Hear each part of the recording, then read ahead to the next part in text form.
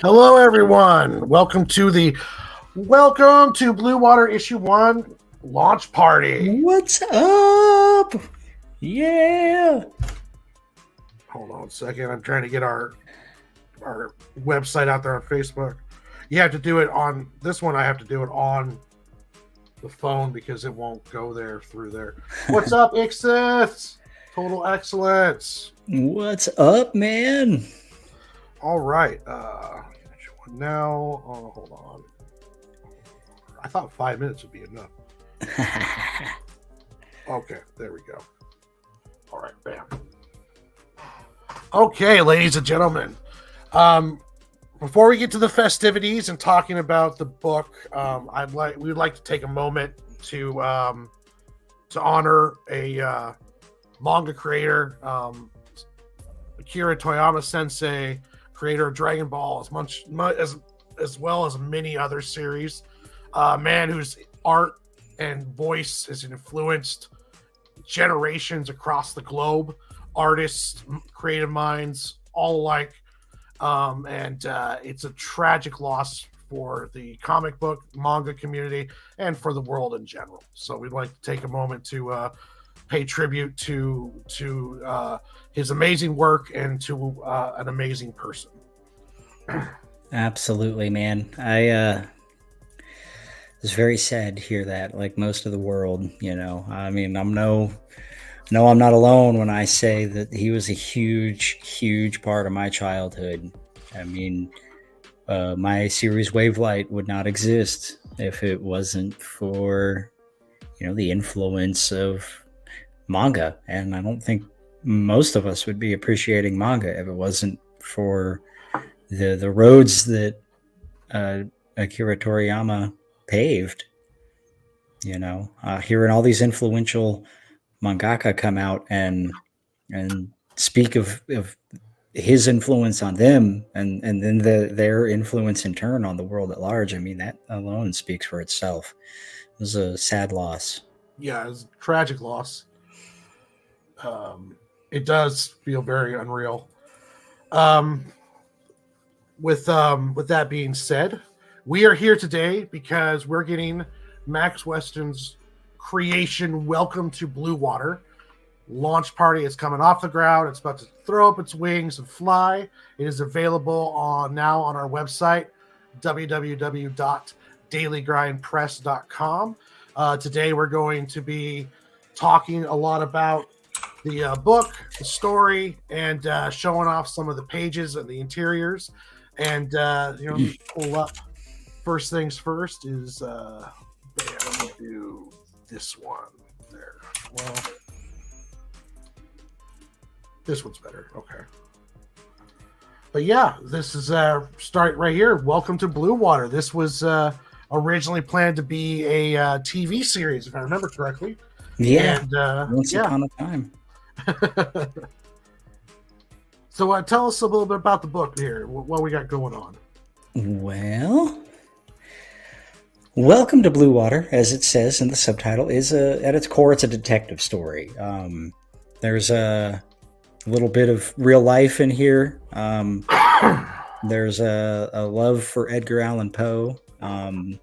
There's a love for film noir and a love for Firefly. And so I sort of combined all these. And like Warren said, it was a TV series that we actually wrote a screenplay for. And then we figured out how difficult it was to get a TV show off the ground. So we sat on it for years. And then, once we started making comics, it was a natural thing to turn this into a comic book. Because this is a story that, it's been kind of burning in me to tell this story. So I'm happy to finally get the proper grayscaled, full, good looking version of this out. And big thank you to Mr. Jo Wong for his amazing art. I had focused so hard on the story beats and the plot elements that yes sir, it was going to be a TV script. Originally it was. This is all actually me kind of translating a screenplay into a comic script. And yeah, I had a lot of blank spaces in my mind. How characters look, how buildings look, things like that. And Joe came in, and I would give him what little pieces I had, and he had the confidence and the artistic vision to start sending me these character designs. And it was, this is what Yancho looks like, and this is what Harchi looks like. And his confidence and his vision really filled this out. So it's as much Joe's story as it is mine. It absolutely wouldn't exist without him. And the same goes for Warren, because when I first started doing this, I didn't know anything about comics, like the behind the scenes conventions that you need to follow. And so much of, especially this first issue, the layouts that you see, the panels that you see, are Warren sitting there telling me, this is what you're going to do, man. This is how it's going to be. And it just came out so well. So, it absolutely would not exist without the hard work of Joe and Warren. And so thank you to both of you. Oh, it was a pleasure, man. We were both kind of learning. I had experience with comics just because I read a crap ton of them, but but we were both kind of learning. But yeah, it came together real nice. And, we originally were going to do movies and TV, but it just, when you have, the more people you involve, the harder it is to get everyone together at the same time, to get everyone on the same track. The equipment, the startup, all of this stuff, just try to get a product done, so that we both kind of just like, well, let's make comics. I've always wanted to since I was little, and then Max, he wanted to jump in on it, and we started working and getting the stuff kind of converted over. Now it's kind of like the only thing I want to do. Yeah, it's funny how kind of addicting it became. Yeah. So I've actually got, I'm almost done with issue 4. Poor Joe, he's waiting for me to send him layouts. So I got to finish up with issue 4, but I've actually got the artwork for the next 2 issues completely done. Thanks to Joe. I just have to get them lettered, man. I'm kind of the bottleneck because I do all the lettering. So would also like to take a moment and give a shout out to Cheryl Kimco. She's kind of taken over grayscale duties to help take some stuff off of Warren so he can focus on working on Sig and Joe and working on his stories. He's got a lot on his plate as well. We're very busy people. So Cheryl, she stepped in, and she's a flatter by trade. And so we just said, hey, we're gonna do flats, but try to keep this kind of grayscale palette. So I sent her some screenshots of issue 1 during the day and at night. I said, here's your daytime palette and here's your nighttime palette. And man, she's amazing. She works so fast. She keeps such a happy attitude. I'm very lucky to have her. And big shout out to Gino. He actually is a guest artist for issue 3. I like the idea of having a guest artist at least once in each arc. I'm interested to see how other people view the world. So Gino, he's worked with The Flock from Scott Wilson. He's a pretty prolific artist in the indie world right now, and I'm very lucky to have him. He's the main artist on my other story I was talking about, the Wavelight Saga. But yeah, once I saw his work, I was like, man, we're going to have to keep in touch. So I'm very lucky to have the crew that I do. And I'd also like to give a shout out to the man, the myth, the legend, Mr. Robert Powers, Def Shogun. He does all of my logos. The dude is so fun to work with. He's just such a great guy. And I mean, his work is unreal. Check out, Penguino's Revenge. He's currently got another a Kickstarter up, I think, or it's just about to come up that he's been working on. It's like a werewolf story, and I believe he did the colors for it. And I mean, the dude is just top notch. You can find him at Def Shogun, all one word, in most social media platforms. He's a force to be reckoned with. But look at that logo, man. I mean, it's fantastic. He's worth every penny. Yeah, Gino's a fantastic man, and thank you, Ichthys, for your congratulations, man. I appreciate it. I really do. It's exciting.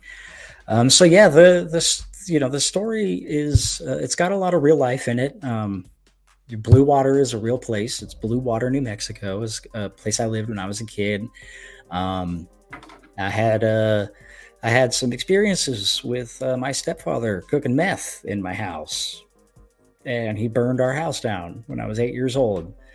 So I learned at a pretty early age that you don't even really need to be doing hard drugs to have your life negatively affected by them. And at the core, that's the main theme of this story is, the effects that drugs can have on a city and a town and family.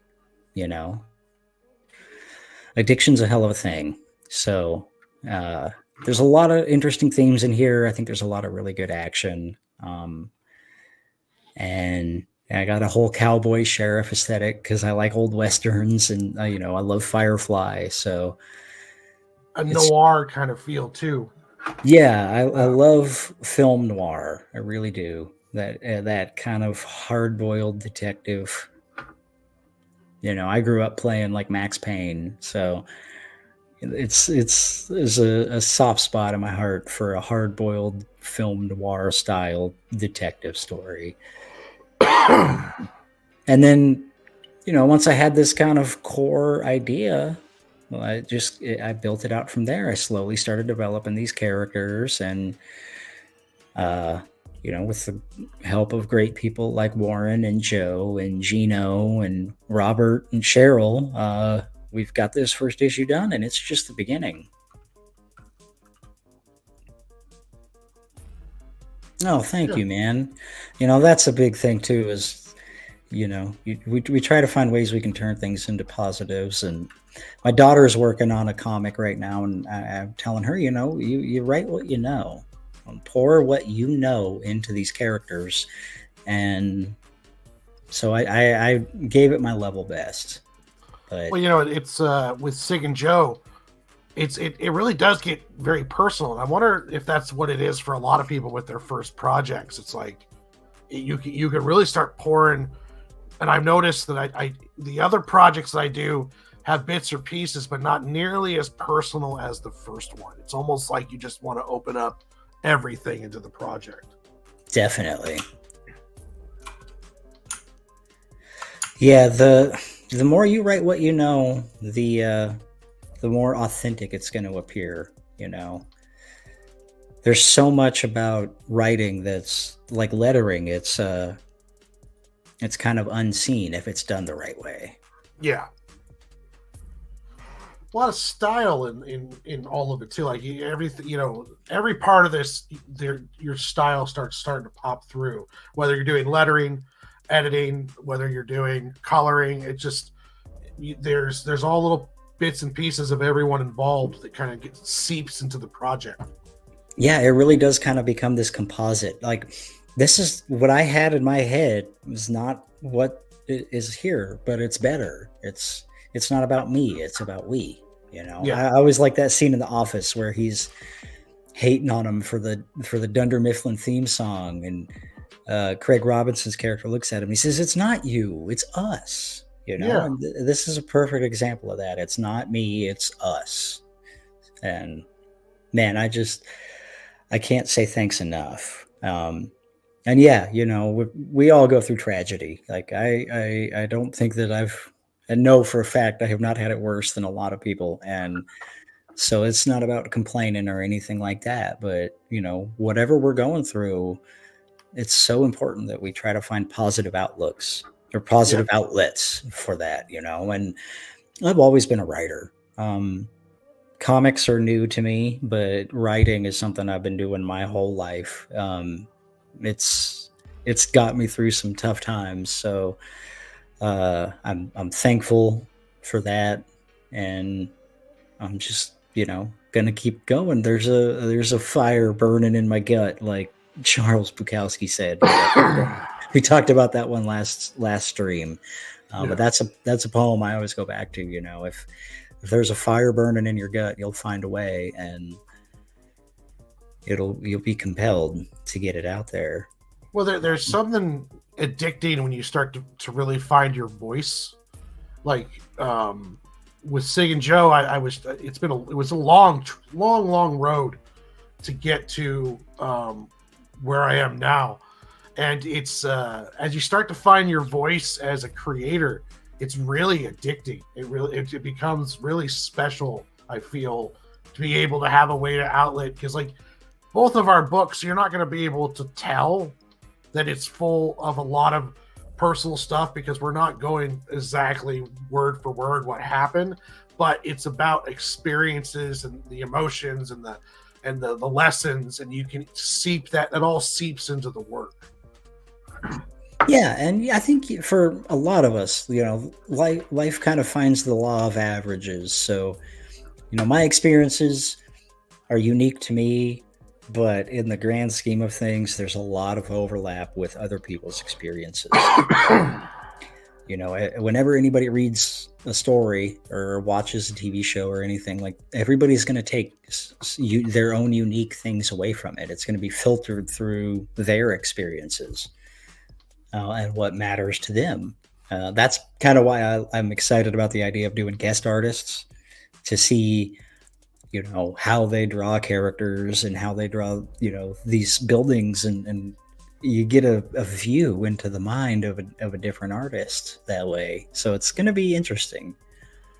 Like, I absolutely love when people draw Sig and Joe characters or my characters, because it's so cool to see someone else's interpretation, especially because for me, I've done a lot of art, but I haven't done any kind of projects and created like this. So it was very interesting to get Sig and Joe issue 1 out there and have people read it and have it affect them in certain ways. And that was always so cool. I've been lucky enough to get fan art from multiple people, and it is just so much. It makes me so happy to see someone put time and effort and draw, and then also you start to see their interpretation of the characters, and it's like, oh wow, I didn't even think about that, or Heck yeah, man. Yeah, the way people interpret things is interesting. Jared, that's my boy right there. What's up, man? Go check out Hollow Hound. This dude's one of the most unique musicians out there, man. I love Jared. I miss you, bro. Thank you so much. Thank you for your support, Jared. You're awesome. So yeah, the story kind of revolves around this flower here, which is like, a fictional cannabis or something like that. It's Solanum garcinii, commonly known as deadhead. I took inspiration from there's a flower whose seed pods look like little skulls, and I thought that was cool, And I'm a big Grateful Dead fan, but also when you start taking care of roses and stuff, you have to what they call deadhead the rose, where at the end of the life cycle, the petal will kind of withdraw into a seed pod, and if you don't want it to start germinating, you have to pull those dead heads off. So again, you go with what you know. Yeah.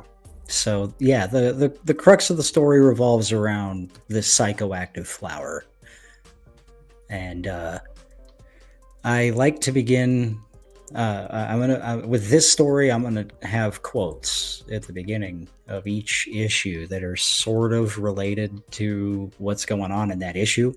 And since I, I'm a big fan of detective stories and a big fan of Edgar Allan Poe, who invented the detective story, it only made sense to include a quote of his from The Murders at the Rue Morgue, which is really the first true detective story. And so this quote really kind of lays out the core idea behind a detective, an analyst. And so this is kind of a common thread that you're going to see Yancho trying to do throughout the series. Is he's trying to observe and be an analyst, and he's a detective, so he's trying to figure out what's going on. And went with the statue of the thinking man as the art there. I thought that was pretty cool. It seemed apt. And then his faithful sidekick is a dog named Barrett, which is my dog. I have a red Kelpie named Barrett. He's my best buddy. And so I wanted to include him in my comic, as well as my human best friend, Warren. He's actually in here as well. I told Warren I'm a big fan of Final Fantasy video games, and they're all non sequiturs except for like directly named sequels like 10 and 10-2. But one of the common threads that every Final Fantasy video game or story has is a character named Sid Highwind, or at least Sid. So with the Warren in one form or another, he's going to be in all my comics. He's my Sid now. So yeah. Opens up the 2-page spread, the entrance to the town.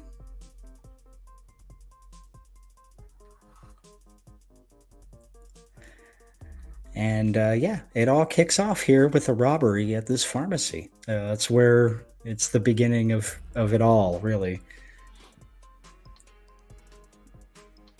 And so already, you're seeing these themes of drug use and crime. And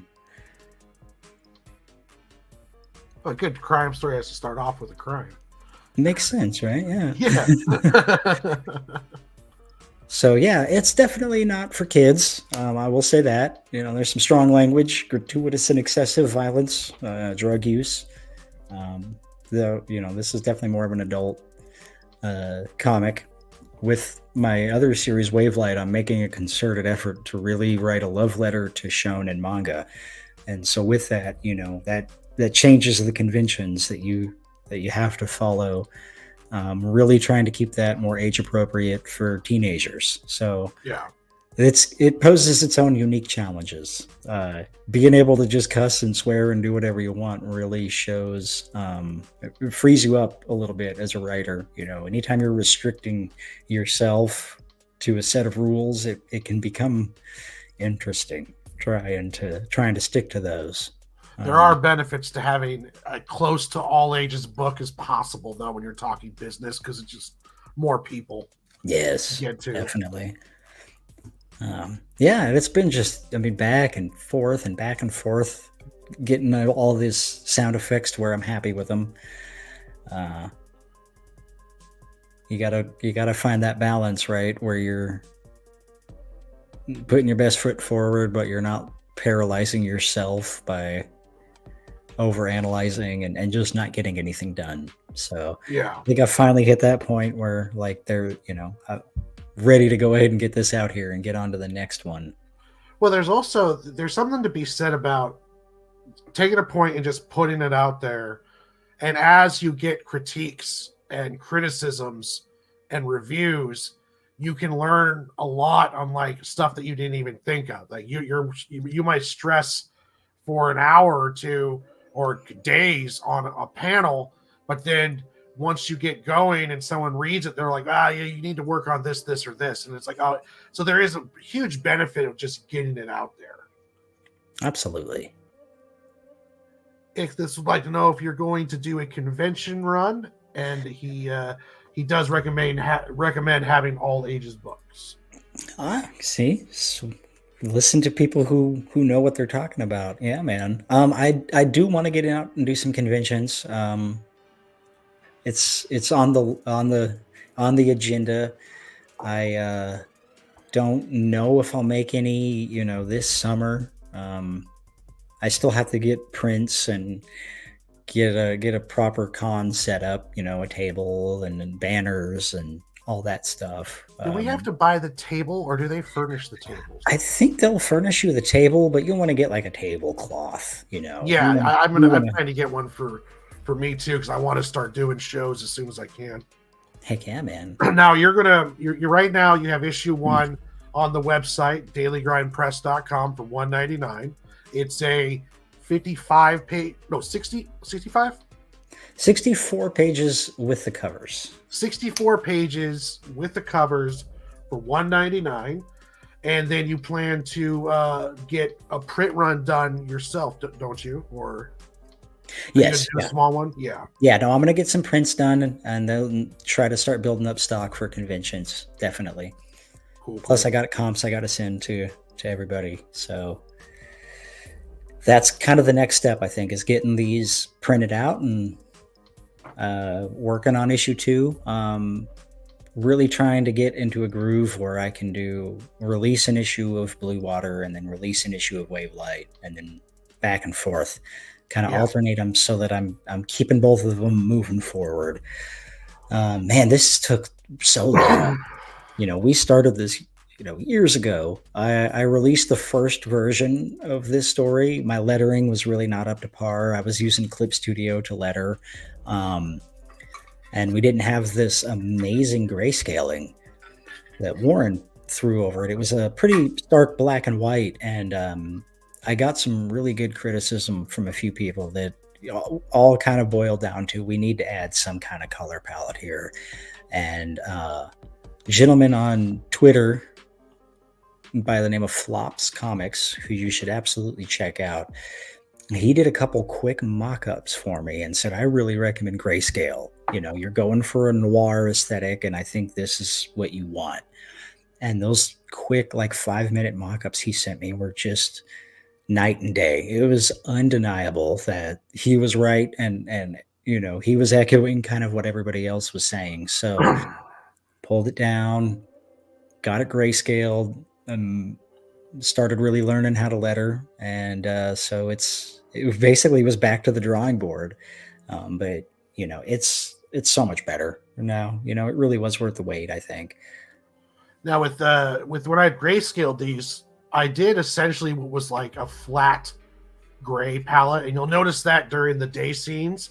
But for the night scenes, I threw a 25 opacity black screen over top of the whole thing, and went through and removed parts to add highlights, and it gave it much more of a difference between night and day. I didn't know how well it was going to work when I first tried it, but I realized that it really did help out, giving the difference between nighttime and daytime with this. And it was not as difficult as I thought it would be. I was able to get through multiple pages in a day. Yeah, you've really got the workflow down for doing grayscales. I'm impressed at how fast you can crank them out now. All the work on Siga Joe is really starting to pay off. Yeah, every time you do a book, and this with lettering too, every page you do, the next one seems to go a little faster as you start getting your techniques, you start having your palette set up. Once you have that stuff and you start getting that rhythm down, it starts snapping, and everything goes from you can cut down a quarter of the time. Yeah, that's that 10,000 hours at work, right? You build that efficiency in there. But yeah, man, this is just, I'm blown away. You and Joe and Gino and Cheryl are like the dream team. And yeah, so here's that kind of daytime palette that he was talking about. I thought about adding in a cell shaded shadows, but then I was like, I didn't want to start beating it to death. And this was a good enough contrast, and Joe's already got all the shading in there with the blacks. So I kind of just did it almost like a gray flatting with gray over top of these. And then I went back on the night ones and did the whole highlights. Yeah, I can't say thank you enough, man. It looks great.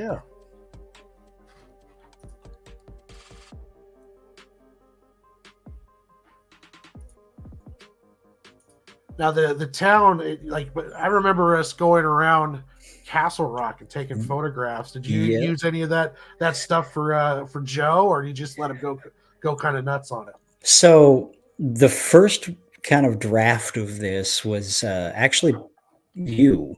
If That's you'll right. recall, Yep. you did like 5 pages or so, and then you started getting really big into Sig and Joe. Um, and I'm trying not to pile all this work onto Warren, so I found Joe, and I sent him all of the pages that you did. These first few pages were actually like almost just clones of the what you did, just with Joe's style.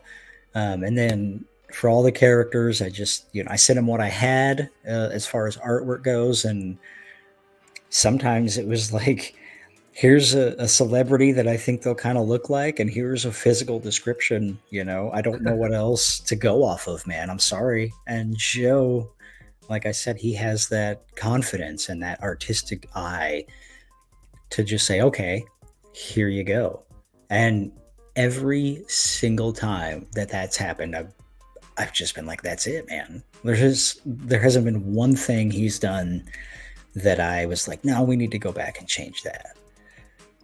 So yeah, it was amazing seeing him send all this stuff back and watching all those blank spots in my mind fill out. And it's like, man, this is Bluewater. We're there now. So yeah, it's been a fun journey, and this is just the beginning. Yeah.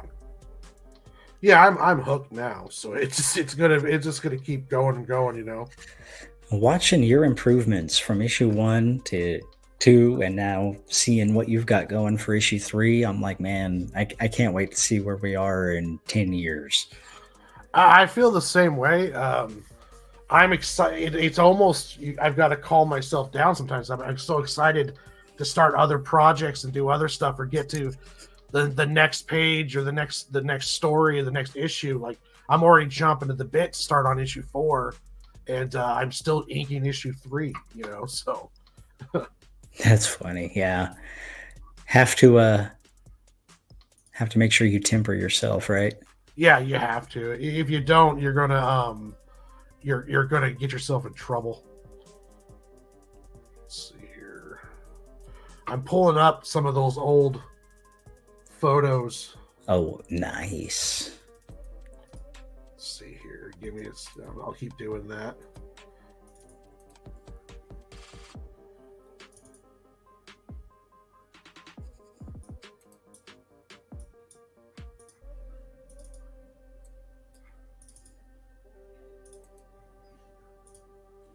Yep, here's our boy. I don't know if you can see the resemblance. This is Mr. Warren, and he takes a pretty big role in this issue, in this story. He may not always be a central and main character, but every story is going to have a Warren in one way or another, even for just a couple pages. So, but yeah, it's really fun seeing your friends, kind of put into a comic.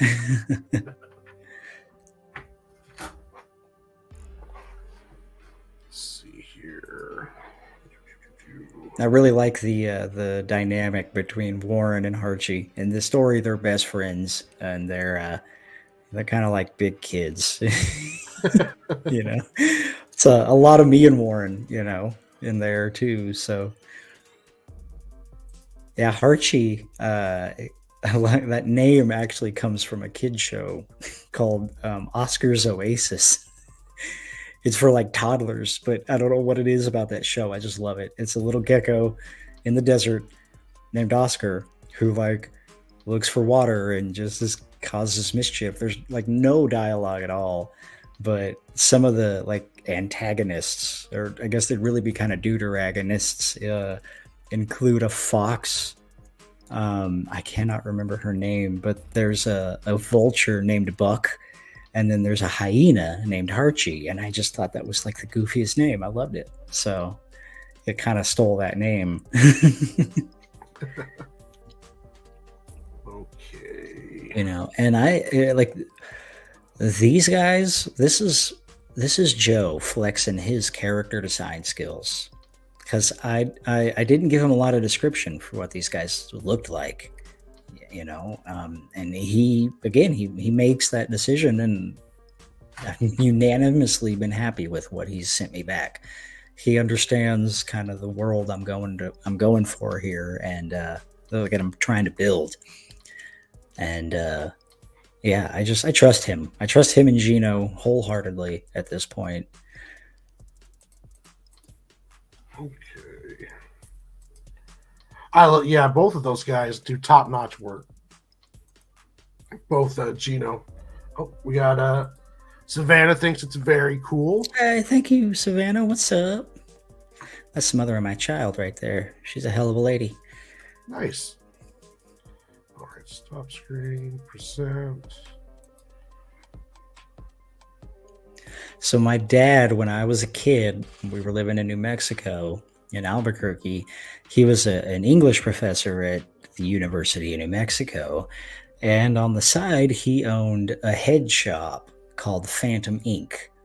And so for a while there, I was pretty much raised in either a college English class or in that head shop. And so I kind of borrowed the name Phantom. I actually always liked that name.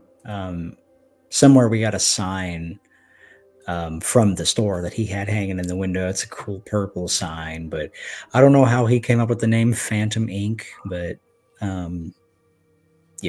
it was a part of my childhood, so I had to keep it. I remember when Pyrex glass pipes started being popular, and they were supposedly unbreakable, and he was showing a guy one time knocking this pipe on the countertop, and it just shattered. This was like, man, it must have been like 96 or something. Yeah, and I used to hide in the t-shirt racks and poke out and mess with the customers. Yeah, it was good times, man. Good times. So you write what you know. You borrow from your experiences, and that's how you know you're writing something real. And best you can hope for is that it resonates with somebody else. This guy's he's my kingpin character. The Don Inn is his name.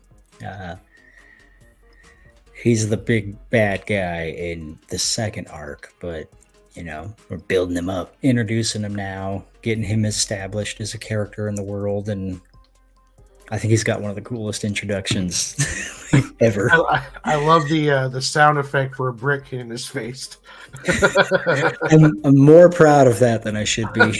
I kept thinking, like, what's the sound effect of a brick hitting a dude and crash and clunk and thock? And I was like, that brick kind of sounds like it too. It's like, we'll go with it, Trying not to take myself too seriously. We're making comics, right? We gotta have fun. Yeah. I would rack my brain over some stuff, names and stuff like that with Sig and Joe, but it's when you start loosening up and you just start throwing, and throwing, doing stuff because it's fun more than if it's like correct.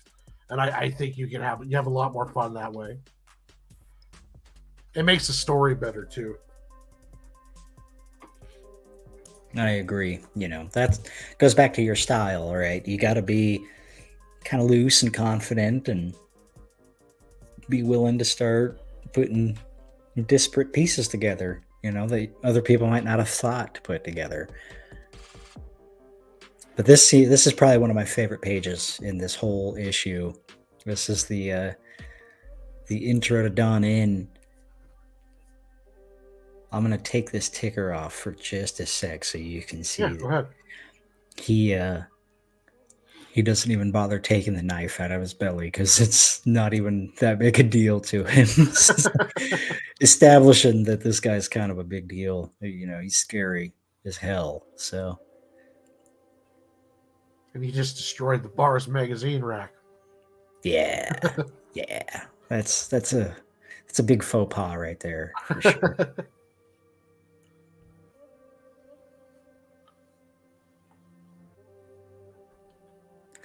Yeah, it's been a long journey to get here, man. A lot of work, a lot of redos, a lot of touch ups, and lonely and frustrated nights. And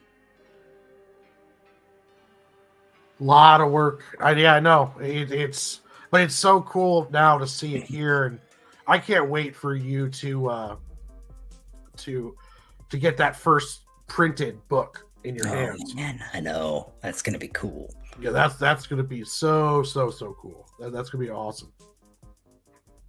I'll show you here. I'm gonna share something. Yeah, bring it on up. Bam! This is the stuff we did back at your house back in the day Yeah, on this the is. iPad.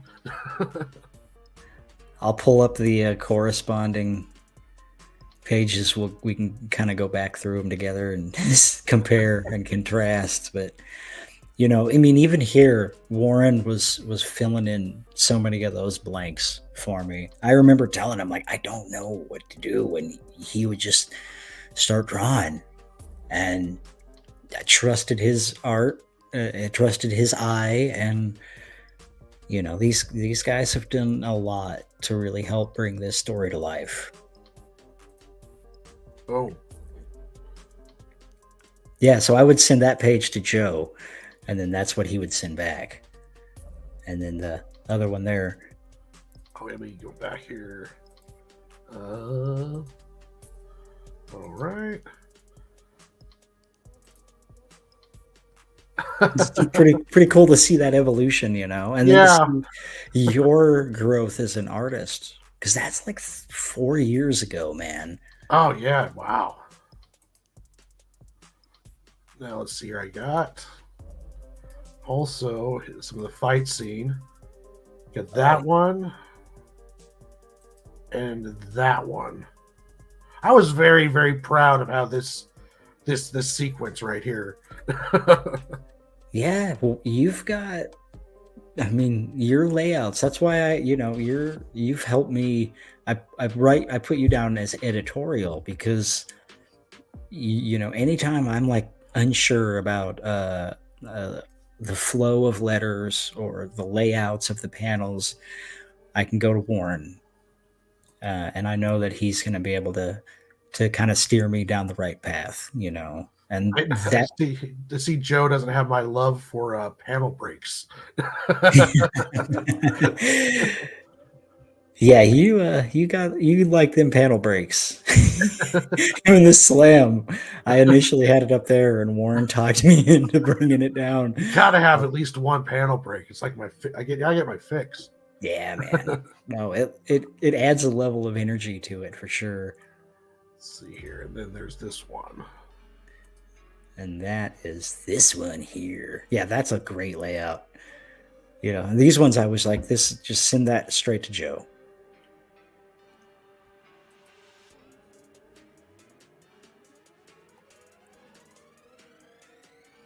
Yeah, I was real happy with the sequence. I mean, I would do it different now, but back then though, I was very happy with how that turned out. Oh, absolutely. Yeah. I mean, I'm still happy with them, man. I can't say thanks enough. Let's see your hide. All right. So how does it feel to have this essentially done now? Like, do you feel like, are you done with it, or are you gonna? Are you still gonna poke around with it a bit, or is it now move on and start lettering issue 2? No, I'm done. I'm moving on to issue 2. I thought I was done a week ago, actually. Like I've made a post today saying how I've been kind of in this limbo because I was so close to the finish line, and I was so impatient to get there and to be done with it. But I had to keep forcing myself to take a day, really go back through, find the things I was unhappy with, because I want to put my best foot forward. So it's been this sort of like push and pull in my head. But as a musician, I've learned that a similar concept when you're recording. If there's a sour note or something that you're unhappy with, it's best to fix it while you're in the studio and do another take, because those little things that you notice are going to haunt you Yeah. every time you listen to that song. And I knew that was going to be the case with this. If I sent this to print and I was unhappy with some little part of it, it was just going to haunt me. So there's still some stuff in here that I don't know that I will ever 100% be happy with, but it got to that point where I was like tinkering on a sound effect for days, and I was like, man, I gotta be happy enough with this, because otherwise I'm never going to release this thing. Yeah.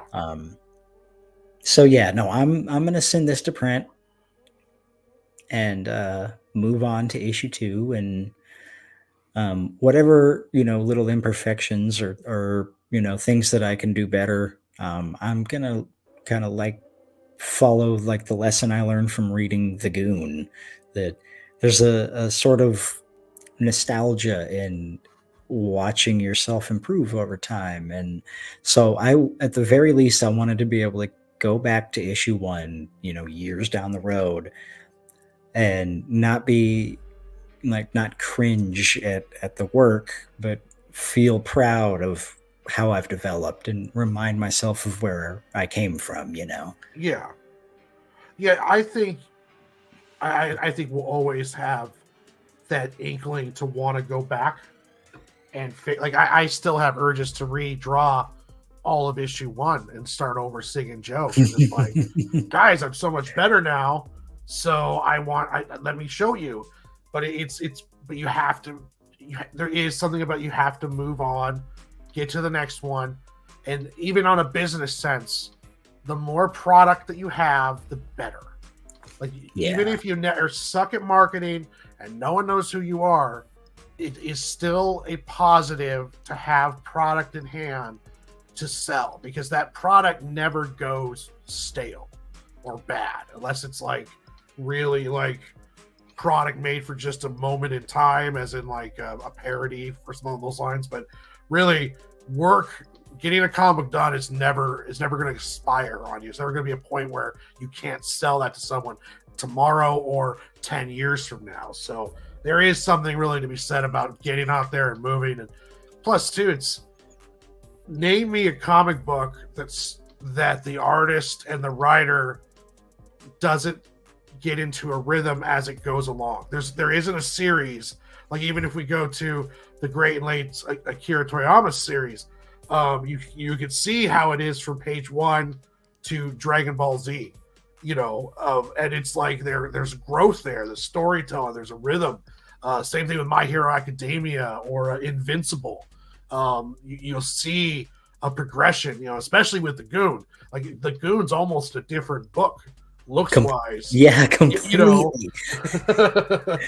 Yeah, he had that real gritty, highly detailed 90s style early on. Like, probably spent 3 hours just drawing that guy's teeth every time they showed up. And you see over time how he was able to sort of streamline his efforts. And then you gave me the collected edition, and the first thing that you open the page to is them in their new style making fun of how they used to look. Yeah. Like, that's where you want to be, where you're able to like laugh at your old work, and it's not a sense of shame. It's just if anything, a sense of pride and nostalgia. But yeah, that's where I learned that lesson right there, was, hey man, like, there's something to seeing improvement over time. And I think, the readers who were with me from issue 1 are going to appreciate that growth as well. So yeah, but you got to make sure you're putting your best foot forward. You got to have a product that's worth putting out to, quality wise. So I feel like I've hit that mark with issue 1 here. And after working on this for like 3 or 4 years and only having this issue released, like, that is kind of it could speak negatively to your consistency as a creator. So there's also the urge to just, get it out and start getting consistent, because you don't want to have a reputation of somebody who takes years to release an issue. Yeah. People will lose faith in you.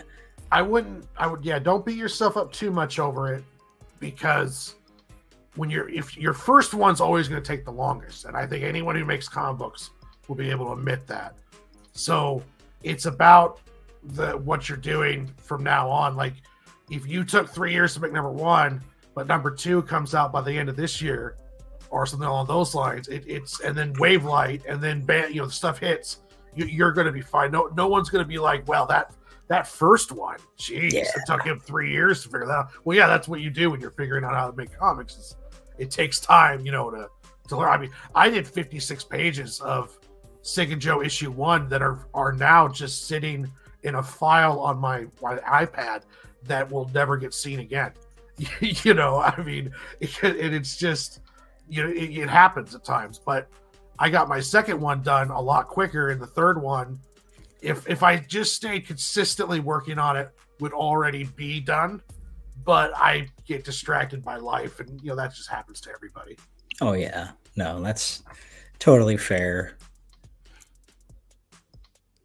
Now, is each issue going to be 55, 65, or is it? I know for me, it seems like every issue is getting bigger, and it's hard to keep it consistent.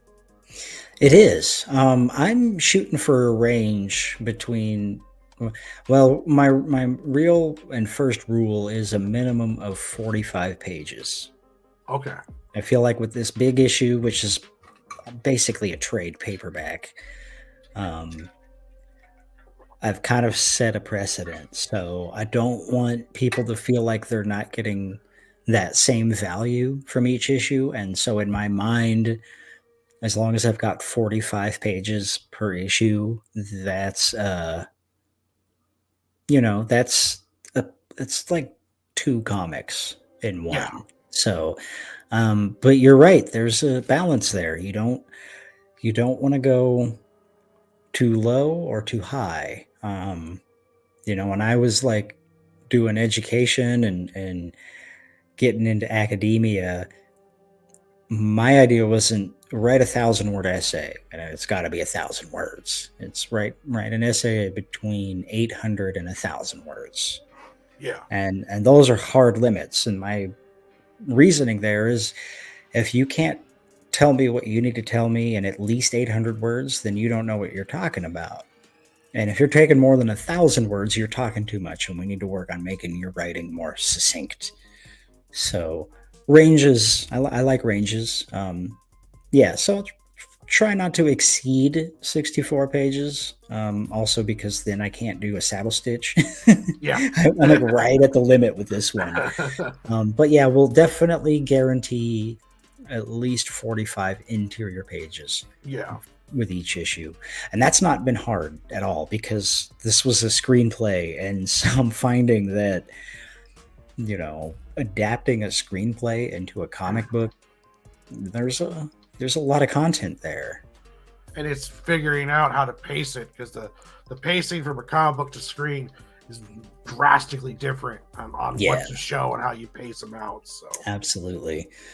Yeah, when I was writing it out, I was like, okay, so some of these are going to be action-packed, and some of them are going to be more slow kind of development issues or episodes at the time. But I always tried to make sure there was at least one action scene in each episode.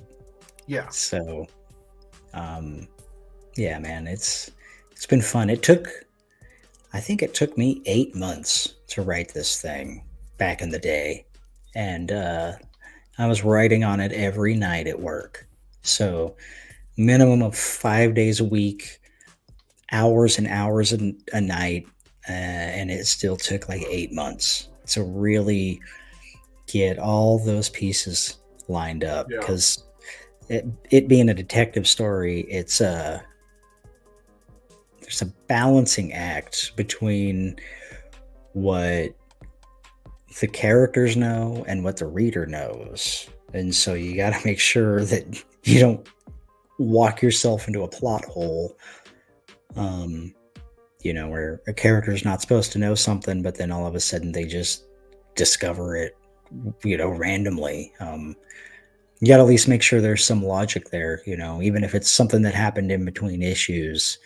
You need to at least have that accounted for. So it's a tricky balancing act, and it's almost like building an engine or something, because you gotta get those pieces together.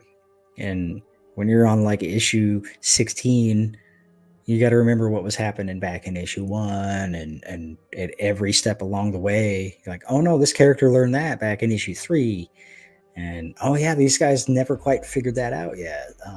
And then that problem is just going to keep kind of ballooning as more and more issues come out.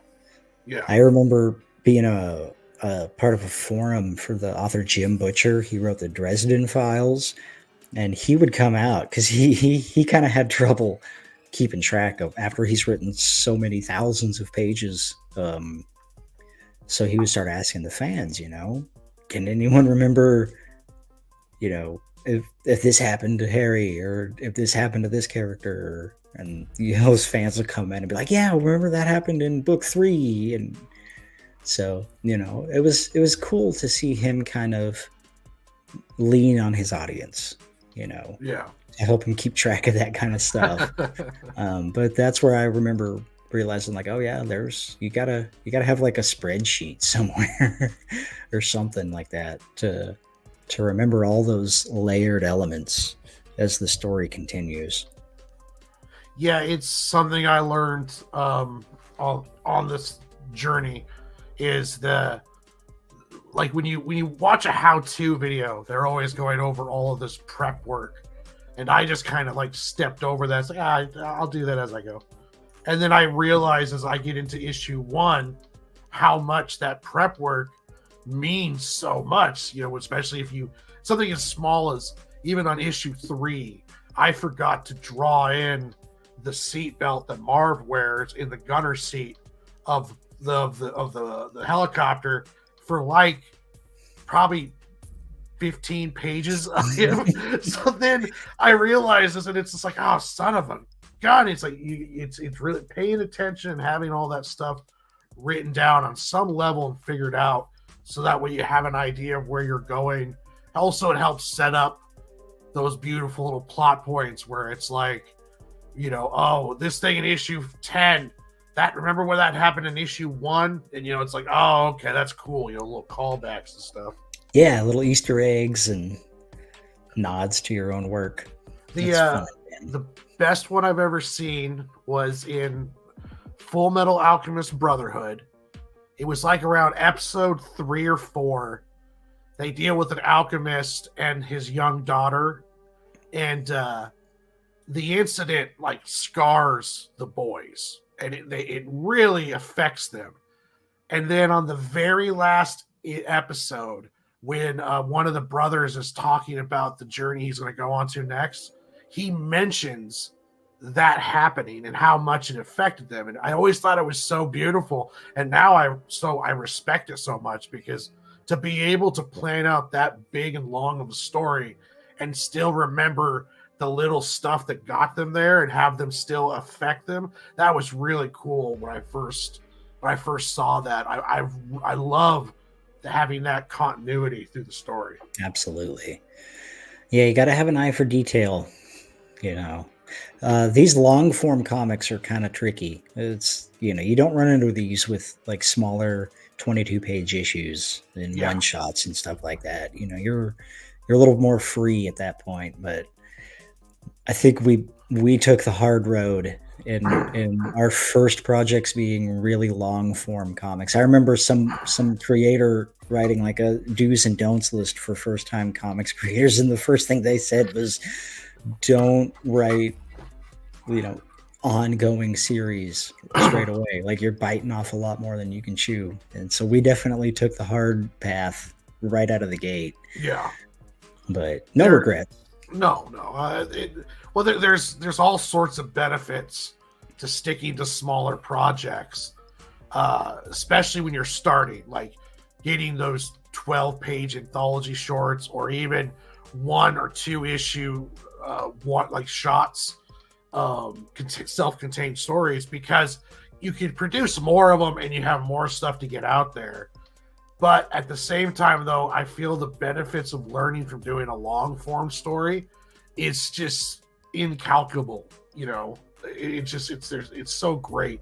I learned so much just by just hammering down and doing it this way. Maybe not the best for business sense and marketing, but it's still though. I prefer doing it this way. I have created other stories in my head that are like The Day the Realm Stood Still is a 2-issue, but that's a 2-issue that could definitely more like a pilot that could I have a whole story thought out. Like I don't like just doing one little one shots. It's almost like Tarantino. You only see about a tenth of what he's written in the movie. He's got all of this other stuff and back history and along those lines. I like putting that kind of depth into the story. Absolutely. You know, I remember like when we were talking about writing, you know, the free kitten box, man. Oh yeah, yeah. You know, and I've been talking with Maddie about her story. My daughter, she's writing a story, and that's where I started with her. I said, I need you to, before we talk about the lore and the planet they live on and the rules of this world, I want to know about your characters. Yeah. And I'd ask her questions like that. You know, what would this character do if they were all alone and they knew they were all alone and they came across a box of kittens? You know, and all those seemingly mundane details that are never going to make it into the story, but they give you a sense of who your characters are. Once you know those characters, you know, you're ready to start writing the story, because you'll find that there's these things you want to have happen, and as these characters take on a life of their own, you start to realize that's not how they'd react. This is how they'd react. Yeah. And so that forces you to start kind of changing, you know, the sequence of events. But it's more authentic that way, you know, once you truly have those characters down. I keep saying it, and I'll never stop. I know I repeat myself a lot, but, you know, Leo Tolstoy once said that all of literature is one of two stories. Someone goes on a journey, or a stranger comes to town. And so if every story is one of those two, or a combination of the two, then, you know, when you cut away all the noise, every story is the same. Yeah. You know, and this is especially evident when you compare like Dune to Star Wars, or Avatar to Pocahontas. Mm-hmm. You know, but or Dances with Wolves. Yeah, exactly. Right. Yeah, there you go. But on a macroscopic scale, if everything is one of those two stories, then what sets them apart is the characters. Also, you know? I've been working on thinking about this a lot lately with the character development. Because you know how they always say you want to show, not tell. And one way that helps out with the showing part, especially if you're working on more or personal themes, is knowing how your characters are. And then as you display this character, like a character like Vegeta, who has a lot of like, he's almost kind of broken in a way, like his world is gone. You know, he was a monster and now he's kind of reformed, but you have to know how he would react to a box of kittens and how he thinks, in order to show with more nuance the lessons being learned and what's going on with the plot and the storyline, so you don't have to just exposition the whole thing all the time, you know. Yeah, that's a big one, man. Show, don't tell. Learn. Yeah, I'm still working on it. Now, you know, we all are, man. I mean, that's just part of it. You're always going to be developing, and you know, you're never going to be like, okay, I won writing. Yeah. You get to where you're of a certain quality, a certain standard, and then 10 years later, like, the things that matter to you and the things you've learned along the way are going to change.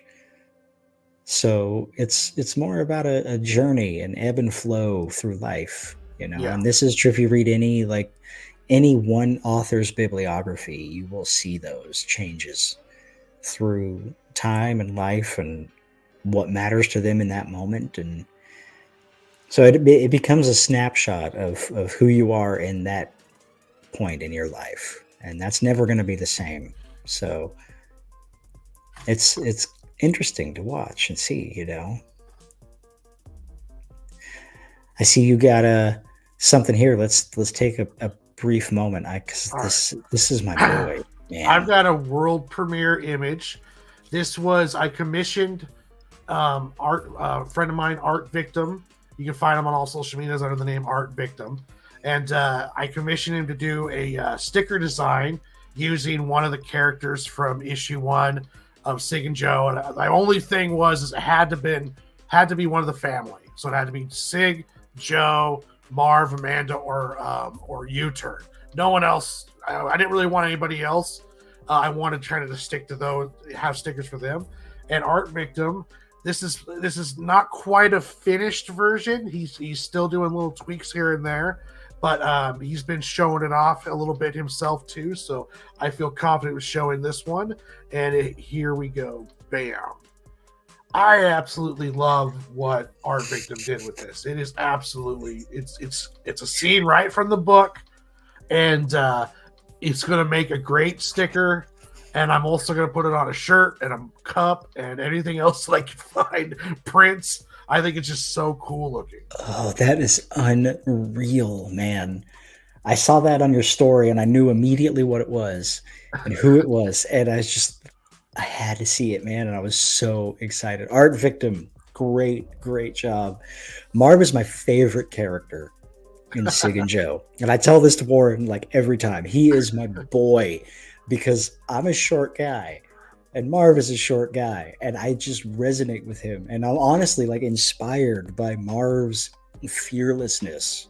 You know, he's so small, and in this scene in particular, he's standing up to somebody he's just so physically dominated by this guy, and it doesn't let it stop him. I'm like, that's the kind of guy to be. You know, Marv loves his family, and nobody is gonna get in his way, no matter how much bigger they are. So that's for small guys like me. Like, man, that's my boy. Yeah. Marv is part of what I call mills. They're manufactured industrial life forms. So it's an outlawed process now on the waste can, but essentially they created these smaller like little beings in order to do work for them around the dangerous work.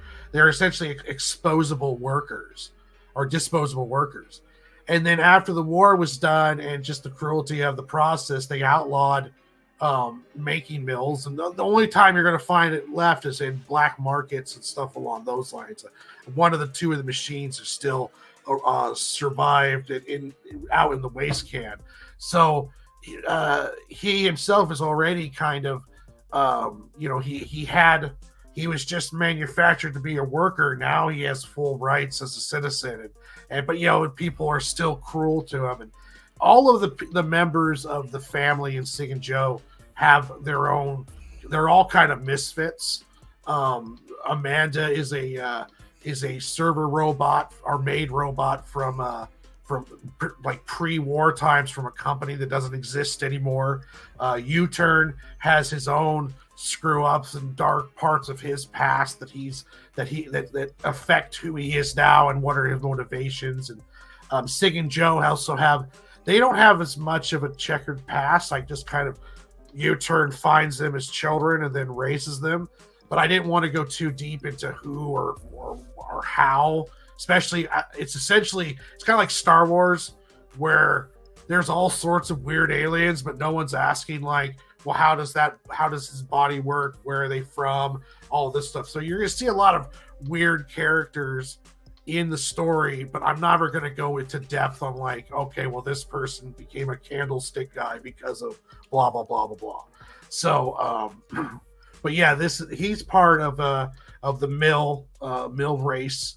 And Yeah, I love that the short guy who has no problem taking on any big size threat, Yeah. and the way they all play together is fun too. The way Sig, the tricks and stuff that he pulls on Marv, and well, Sig's just one of those kind of guys anyway. So But yeah, I was as somebody with some kind of insider info on where Sig and Joe is going. I'll tell you guys, there's so much heart and soul that Warren has put into this story. It's much more than meets the eye. I'm excited to see where it goes. I do hear that where when people read it and I get feedback is like they didn't expect it to be as like the way it was. Like when you first look at it, it looks like it's one of those crazy parody type kind of series, but it's a lot of inspiration comes from the Goon, where on the outside Goon looks kind of like a 1940s era parody comic strip, horror comic strip, comedy deal, but there is just moments of gut punching heart in there, and there's a lot of depth to the characters in there. And Eric Powell does one moment where it's just crazy loony stuff, fourth wall breaks, and then the next minute he punches you in the gut with like this real heartfelt story or some tragedy of the Goons past or along those lines. So I drew a lot of inspiration from that. And it really shows. It absolutely shows. That's one of the reasons like I fight the urge to go back and rework issue 1 and 2 is because as you're going along, you learn how to express that stuff better. So then there's like you look at your old stuff, and I don't know if you feel the same way with Bluewater sometimes, but it's like you look at through there and it's like, I could have done that better, or I could have showed that with this, and it's great for the next issue, but you always want to go back and like fight to change the other one, Yeah, you gotta use that as learning for the future, and that's why I wanted to take this last week. As bad as I wanted to get this out, I wanted to make sure that I was actually going to be happy with what I put out in the world. So, as that old quote, delayed artwork will eventually be good, but rushed artwork will be bad forever. Do you know how many issues you're going to have of Bluewater? Oh, I've got like 50 episodes written. I'm finding that total number of issues is probably going to get reduced due to like the pacing.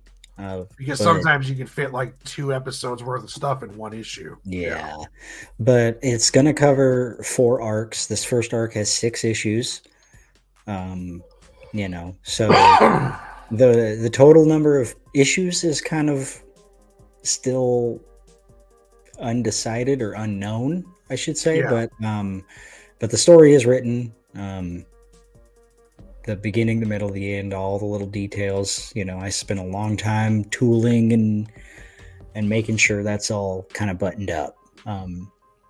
So yeah, it's gonna be, and with me, trying to meet that minimum of 45 pages, that's going to kind of affect total number of issues as well. But there's defined arcs, however many issues may be in that arc.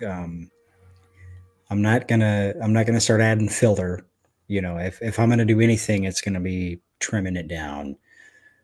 But so it's kind of undecided, and that's the same for Wavelight too. I'm approaching the writing of these 2 stories in very different ways, so I can't really tell you how many issues will be in either. With Wavelight, I am kind of keeping it down to a more standard like 22 to 28 pages per issue. That's not going to be big 45 to 60 page kind of events, but. Oh, thank you, sir. Hope everything's going good for you. This is a buddy of mine that I used to work with when I used to work at Cal Portland. What's up, Richard? But I couldn't tell you with Sig and Joe either. I know I know the arcs, but even the arcs, I don't like restricting too much on like, okay, I need to do 4 32-page books for each arc. You know, I'm kind of, because I haven't got all the details worked out on Sig and Joe. I just know where it's going and where these different arc points. But I haven't gone so far as like knowing what each script is and dialogue and along those lines. So even now, the second arc has changed a bit because I just, the more as I learn, I know how to set up stuff better. So the second arc is already changing, as in what was going to happen and the big, you know, because I'm basing mine off of like the first one is no good deeds, and then the second arc is go unpunished, and the arcs reflect that. The first arc is about Sig and Joe and the family trying to get that medication from Dad before they send it off planet, and that second arc is has a lot to do with all of the kickback from the first arc's actions. So it's like they set off the shit, and then everyone's like, everyone that they pissed off, now they have to pay the piper, and then that sets up the whole undertone of Sig and Joe are taught by U-Turn to be these kind of like protect the little guy, do-gooder types, and then when they go out and do this and they're feeling great and they're popping champagne, you know, all hell breaks loose. Now they're stuck with the realization of like, if you want to be a good dude, good doer, you know, protect the little guy, that means you have to fight the bad guy, and that means you have to live up to what you say you are. It's one thing to say I'm a basketball player, but if you've never grabbed the ball, gone on the court, you know, and fought the battles, then how can you say you are? These guys are like, yeah, we're good guys who fight for the little guy, and then now they have to. Now the rubber hits the road, and that's kind of the theme I wanted for each one. But as for arc size, you know, who knows? It's could, you know, it could have to be in 3 issues or 12. You know. I mean, that's kind of going back to how you feel in the moment, right? Each arc is going to be kind of a snapshot into your life. What was important to you, how much of a rush you were in, how hyped up you were. Yeah. You know, that's all going to have an effect, however small, and those little changes and those little influences will have they'll add up, definitely. Now, issue now, is there, like, if you took Bluewater, let's talk on the business side of it. Let's say you take Bluewater to a publisher, like, let's say, like Anarchy Press, and they tell you it's like, okay, 64 is too much. Can we break it up into 2 issues of 32 or something along those lines? Do you plan for any parts that almost act like a middle part? For me, it almost naturally happens. I don't know if it's from starting out in Webtoon where I was more conscious of chapter size and pacing, but it seems like there's rhythmic points where I can be like, you know what, I could actually make issue 1, you know, 2 issues, or in my case, I could take issue 1 and 2 and easily combine it into 1.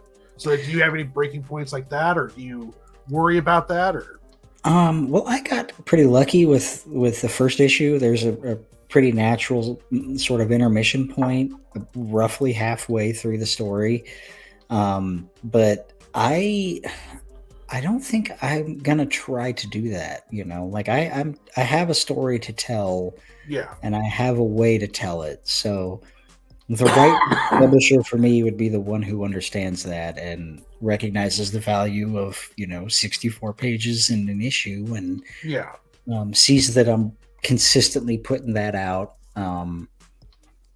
and you know, being willing to work with me on that. Because if I start trying to build those in where they don't exist, then I'm changing the story. I'm either adding filler or I'm cutting something out, and you know, I try to make sure all that's taken care of in the writing stage before we get to actually drafting the artwork out. So I mean, I know the story I want to tell. I know my skills as a writer, so like I'm gonna lean into that, and you know, without sounding like a butthead, you get what you get, man. you know. Well, Um, and in this world too, there is no right or wrong way to get your book out there. I've almost also been kind of a believer. It's just like, if say, which way do you want to go? And I'm just like, yes, as in I'll go all of them. I'll try all of the routes. So, but if you don't want to go through publisher route, there's still avenues to get that book in front of eyes along those lines. Like, even if you wanted to go the webtoons route for people out there who make comics, I personally believe webtoons should be something you do after you've got like your arc done, or like after you've done everything else. So like after you've done the publisher route, if you want to go that way, the con route, the website route, and then you're working on issue 5, 6, 7, 8, or the next series, go back to that first one, and then you can release it in a scheduled way on webtoons and get possible more readers. So I think there's with webtoons, in my personal opinion, I push that one to like one of more of the last stages after I've already got arc 2 of Sig and Joe done, and I'm like, hey, what am I gonna do with this first arc? You know what? Let me start breaking it up and putting it on webtoons and whatever other ones that are on there. I mean, you can't try doing all of them, but it's weird when it's like, go read it for free on webtoons, or pay $1.99 on your website, or pay $5 on Kickstarter, or go to this publisher and buy it for like $3. It's I believe in doing everything or trying everything, get out there, see where it finds an audience, but I think you pick it up in stages.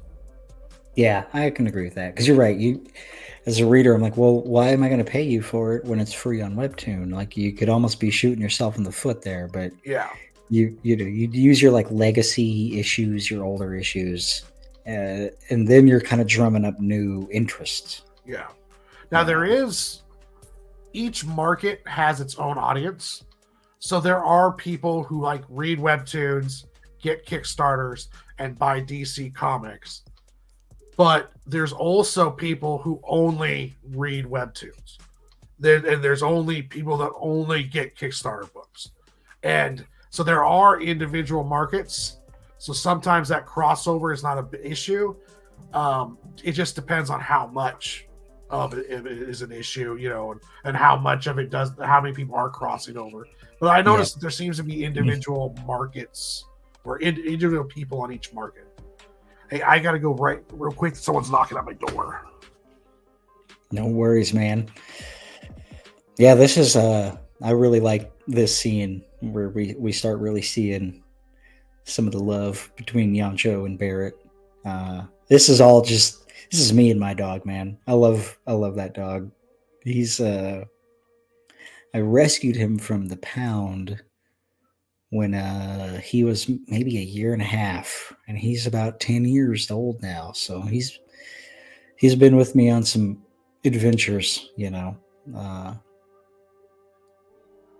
I went to the pound wanting to adopt a pit bull that I saw online, and I walked him around a little bit, and he was pretty aggressive. He was going to be a bit much for me. You got to be, willing to understand your limitations and what you can handle. And he was the kind of dog that was going to like break out of my yard and go bite somebody or something. And I was not equipped at the time to handle a dog like that. But I wanted to rescue a dog, had to at least get one of these pooches out of that place.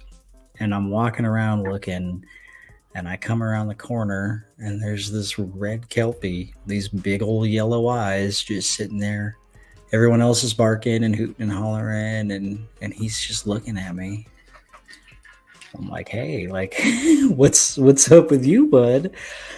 And so I took him out for a walk, and he tried so hard to just be a good boy. He's like, oh, you want me here? Oh, you want me to come over here? Okay, we're going this way. Like, he just, I don't know, man. That dog picked me, as cliche as that sounds. And it was funny when I took him into the front office and I signed the papers and I put that pin down. He was in my arms. He jumped up on me. It's like he knew. And yeah, man, we never looked back. I took him home and he plays disc golf with me. We go on hikes together. He's gone across the country with me more than once. He's been by my side through a lot. So it only made sense that I put him in the story, and in like the Western world, there's a saying that every cowboy gets the horse he deserves. I got the horse I deserved, and Yancho gets the horse he deserves. It just so happens to be a really awesome dog named Barrett. Badass Barrett through the whole story. Yeah, he's a woo. I'll pull up a sneak peek of some of the stuff Barrett gets into. Do I need to share? Not quite yet. I'll pull it up here. Okay. Let me find. I gotta find that the page. There it is. I remember when Joe first sent this one out. Like anybody who sees this page, they're just like, "Whoa, that's the one, man." And this is a Warren Brown layout. Oh yeah. Yeah, this is one of my favorite pages, like just period in the story so far. So this guy's a sniper. He's got a bead on Yancho, and the pages leading up to it, we see this sort of telescoping back where we see Yancho, and then a little further away, and he's hiding behind a tree watching these guys. And unbeknownst to Yancho, this guy's up there, and he's got him in his sights. So he's getting ready to go ahead and kill Yancho. Spoiler alert: that doesn't work. Not an issue 2. They're gonna kill my main character in the beginning of the story, right? But yeah, so he turns into this kind of werewolf mode because you don't fuck with his dad, man. And proceeds to take care of some business. He saves his dad, and you see after here like, oh, whoa, this is happening. Yeah, so this is the first time you see Barrett kind of get into that I call it werewolf mode. But yeah, he has it in him to do some fighting, and that shows up more than once in the story for sure. Oh.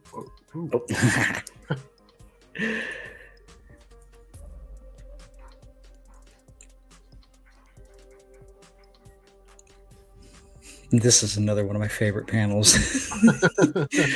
I love the character of the pharmacist. He's a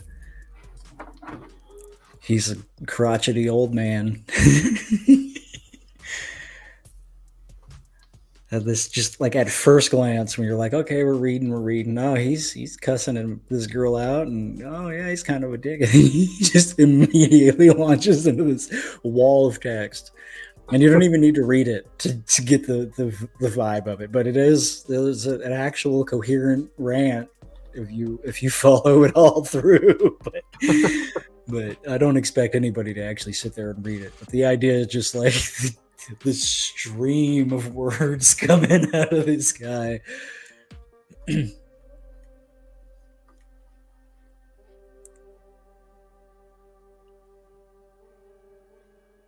And then, I worked hard on kind of the science behind what's going on in this story. So we start seeing some of that here with him.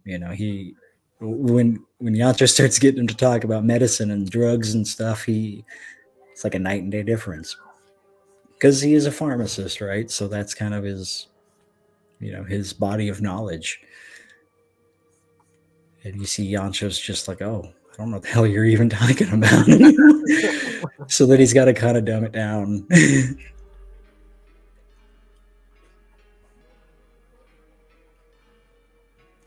But yeah, this the devil's in the dose, my boy. That was I remember when I was studying mycology, we learned about a guy named Paracelsus. He's considered the father of toxicology, and he was the guy who coined the phrase "the dose makes the poison." And then we learned what Botox really is. I didn't know at the time that Botox is short for botulinum toxin, which is it's a toxin secreted by bacteria. And it is one of the deadliest things known to humanity. But in the right dose, we'll inject it into our faces. So, and they're working with snake venom, which can help, with like circulatory system disorders. Same thing with like nitroglycerin. This stuff's an explosive.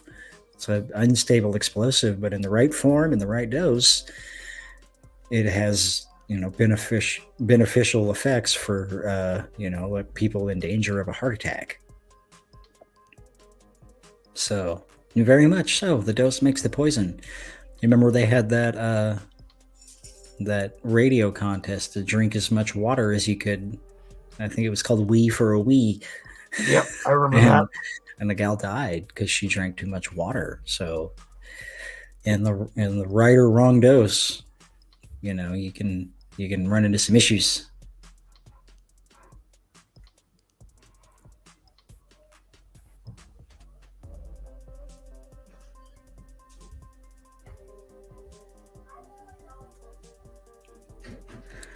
And there's our boy again.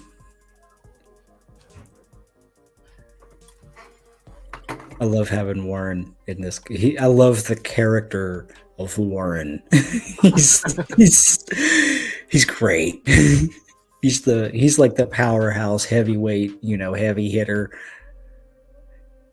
And I would imagine what you would be like if you were so inclined. I've seen it now. You've given my picture to two different artists. I've seen two different iterations of myself in a comic book.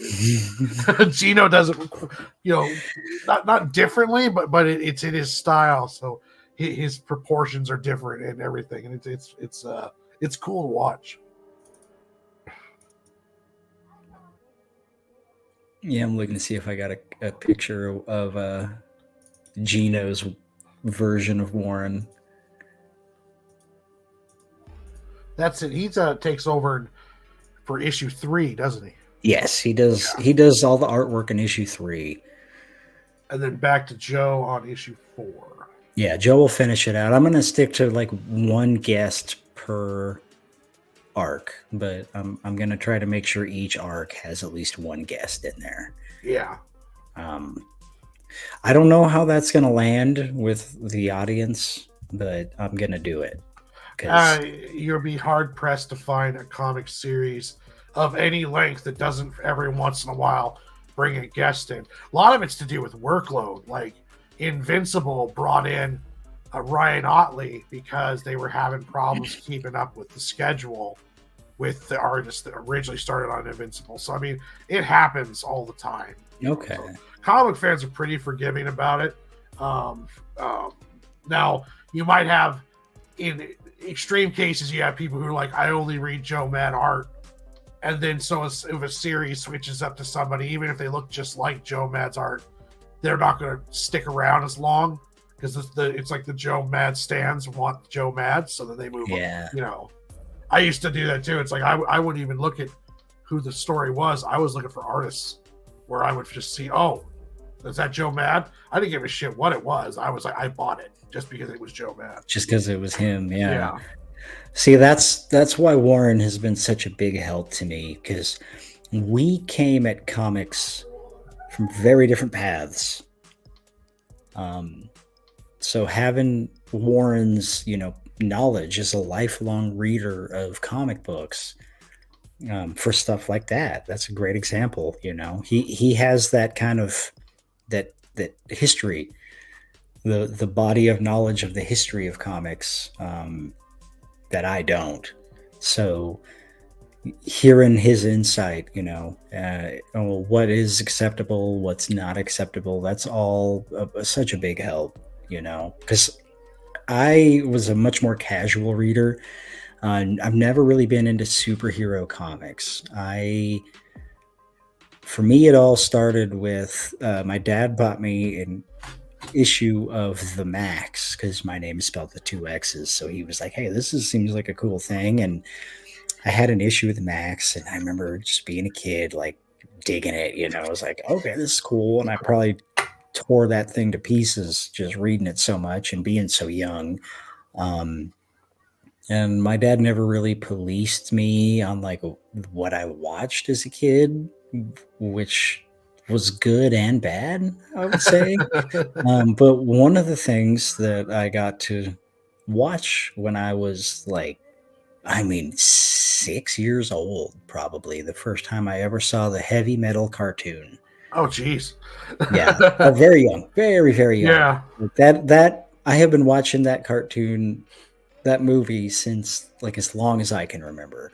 Some of my earliest memories are us sitting in a town called Edgewood, New Mexico, which is another setting here in this story. Yeah, watching like Conan the Barbarian and Heavy Metal and From Dusk Till Dawn. you but yeah, I was just as a kid blown away with everything that first Heavy Metal movie was doing, and my dad saw that I was a fan of it, so he got me some Heavy Metal magazines, and that was the beginning for me.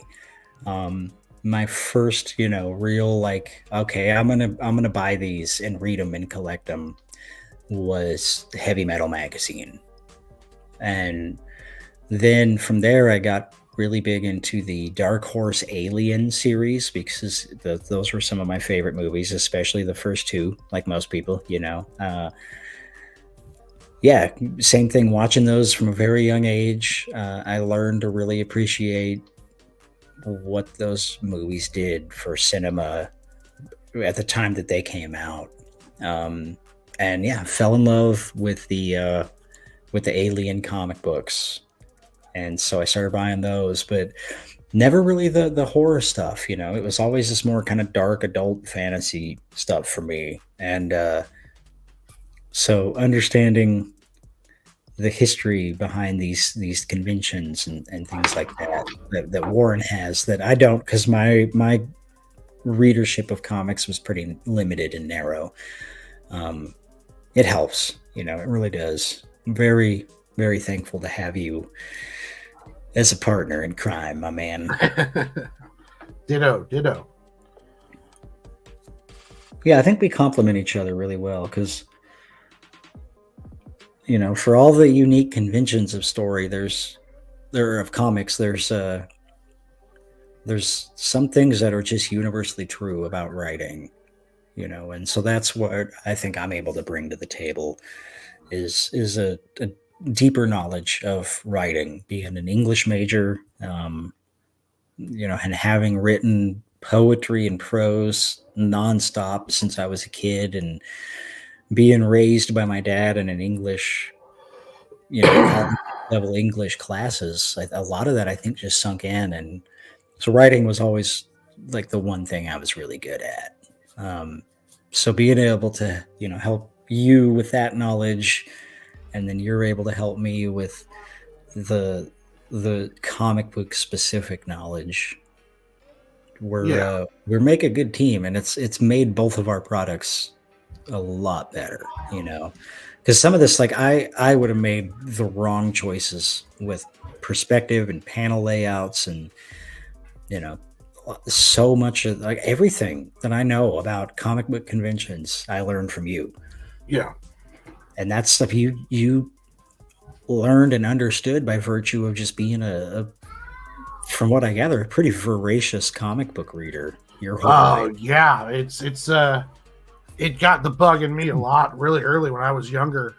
It was working with through the old Super Mario comics and Zelda comics that were in Nintendo Powers, because I lived in Calf Lament, so a little small town in Pacific Northwest Washington, and it's like, the closest comic books were at the Safeway 45 minutes down the road.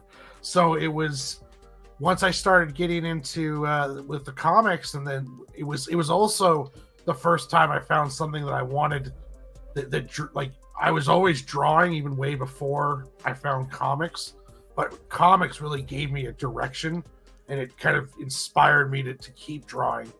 And then I remember discovering Joe Mad when he was doing his Uncanny X-Men run, which I believe was just after the Age of Apocalypse run. Then I was hooked. Like that to me just blew my mind. I wish I could have found manga earlier, but where I was living at, it was hard. It wasn't profound or pronounced as like it's now. It's everywhere. You go into Target and Walmart and find manga. But then, a lot of those guys from the early 2000s, the Cliffhanger crew, and even Jim Lee, they're all inspired by manga. But yeah, it's just reading a lot of hero comics, and it wasn't until I got in the Army that I discovered rated R comics, like Heavy Metal and Spawn and Spawn. Goon, Savage Dragon. When you started getting into like the indie area, it was like there was this whole breadth of possibility where it's like, oh, I don't have to do tights and a cape, and I don't have to do the generic, oh, my uncle or my grandfather was killed in front of me, now I must avenge them. You can do all sorts of crazy shit. Yeah, absolutely. That is the big, great, awesome thing about manga and anime. I got into anime or manga and anime pretty young too, thanks to a group of buddies where I was living in a small town in Idaho. I had like maybe 800 people in the whole town. But yeah, my buddy Ivan, we would go over to his house, and his cousin Levi. These guys were like some of my best friends from childhood, man. And we would just nerd out over Dragon Ball Z. Oh yeah, and because this was back when Toonami was putting this stuff out on the air, so we were like, we couldn't wait to see what was going to happen next in the Frieza saga and all the way through the Cell saga. Like every week, we were watching this stuff, waiting for it to come on air. And I remember when they bought the box set of the Frieza saga, and when you put all the cassette tapes into the box, the spines created like a full image. Oh, that's cool. The battle. And I remember just looking at that like, whoa. And yeah, from there, we would go down to Boise to the local little anime convention back when cons were a really niche thing. And, we were just buying whatever we could, man. We didn't even care. I had like issues and issues of stuff that I still don't know what it is or what it was called, because it was all in Japanese. Yeah. And we just didn't care. We were just so blown away by the art, and the stuff we could get in English, same like you're saying, it opened up a world of possibilities. And to this day, I think that's a big allure of manga, the originality that you see. Yeah. It's a lot more fresher IPs. Definitely. I first discovered Dragon Ball when I was in the Army. My roommate was a huge Dragon Ball fan, and we would go to the Sun Coast in the mall, and he would go through there and pick up the newest DVD drops, which would have 4 episodes on them, and then we would take those back and watch those. And I got hooked into Cell, and then we went through and watched like all of Frieza as it was coming out. Like once a month they would drop, and we would grab it, and it was like I remember tearing up when Vegeta sacrifices himself to try to take out Majin Buu. I thought that was that part. All Oh of man. them are the great memories, which I still think that should have been the end of the Buu saga, but I think they underutilized Vegeta. But that's just a critique of the cartoon show. Yeah, I mean they're definitely different mediums. It's fun Yeah. reading and something that's got an anime adaptation, and then watching that anime and seeing the difference. And like lately, Dune has been at the top of my mind. I remember reading that book at a pretty young age, too young to really understand it all. I didn't grasp a lot of the lore and the specific cultural implications that Frank Herbert was going for. He really studied Islam and Middle Eastern culture, and so a lot of those words and the names and terms for things, it was all very deliberate. And this was back in like '69 or so, which is just, it was a different world back then, and that was something I don't think anybody had really done in Western culture. And so, having watched the two adaptations and been rereading the book, and what I remembered, because I hadn't read it for a long time, but I even was catching like changes in the movie. I was like, I remember, they did this instead, and so now I'm rereading and comparing the book and the movie, and mostly is like a case study for why they made the decisions that they made. Yeah. But I do have to say, I think that's the best film adaptation of the book one by far. The newest one. Yeah. I haven't read those books, but now I loved the newest movie, and I haven't seen Dune 2 yet. But I love the first one, and I even love the old one too. Lynch's.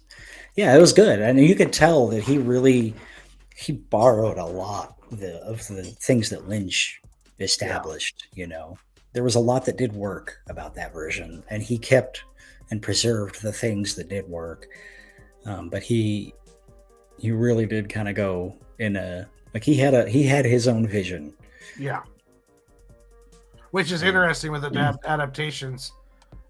Is that vision of the director starts taking over a lot, a lot of the aesthetic sometimes, like even with like books like the Shining adaptation, that was one where he kind of took a lot of, did his own thing with, yeah, I can't wait to see Dune 2. I need to catch that. It's doing really well in box office, so yeah, if you liked the first one, you'll like the second one. I feel confident in saying that. I think most people I've talked to didn't really care for the first one. Yeah. But they do like the second one. Oh, okay. I like the first one, and I'm getting excited about this one. Yeah, it's awesome, man.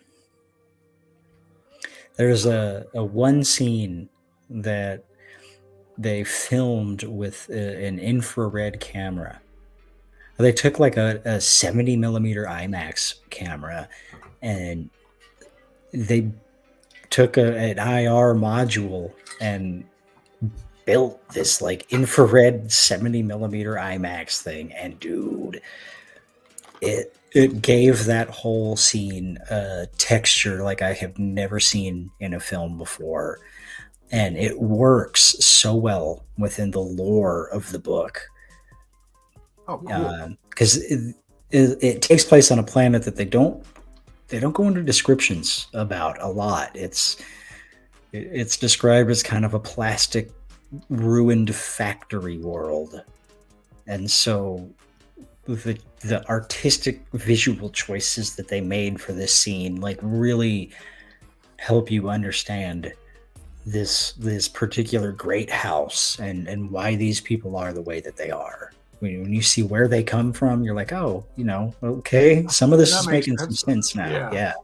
And that was just them having an artistic vision for the movie and an understanding of the source material. Yeah.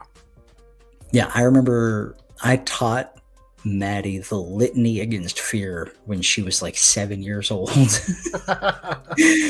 She was like, I don't even know what this is, but I was like, it's important. You got to know it.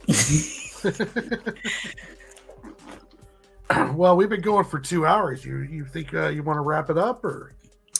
Sure, yeah. I'll give us. We're pretty close to the end here. I'll give a quick scrub. This guy, I bounced around with his name for a while. I ended up going with H. Faber, which is it's a nod to Fritz Haber, who's one of the most polarizing people in chemistry. I was really just like blown away by the story of Fritz Haber. He